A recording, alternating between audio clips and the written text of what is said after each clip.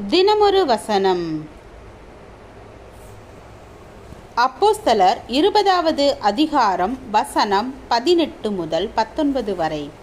அவர்கள் தன்னிடத்தில் வந்து சேர்ந்தபோது அவன் அவர்களை நோக்கி, நான் ஆசிய நாட்டிலே வந்த முதல் நாள் தொடங்கி எல்லா காலங்களிலும் உங்களுடனே இன்ன விதமாய் இருந்தேன் என்பதை நீங்கள் அறிந்திருக்கிறீர்கள்.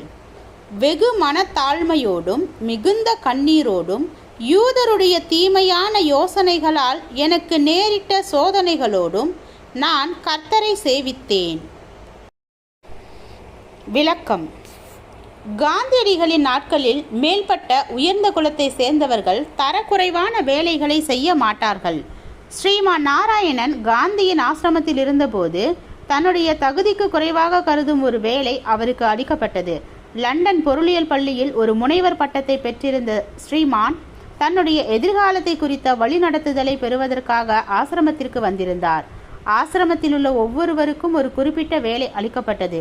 ஸ்ரீமான் துக்கமடைந்தவராக உடனடியாக காந்தியிடம் சென்று, நான் டாக்டர் பட்டம் பெற்றிருக்கிறேன், நான் பெரிய காரியங்களை செய்யும் ஆற்றல் படைத்தவன், கழிவறைகளை சுத்தம் செய்வதில் என்னுடைய நேரத்தையும் ஆற்றலையும் நீங்கள் ஏன் வீணாக்குகிறீர்கள் என்று கூறி முறையிட்டார்.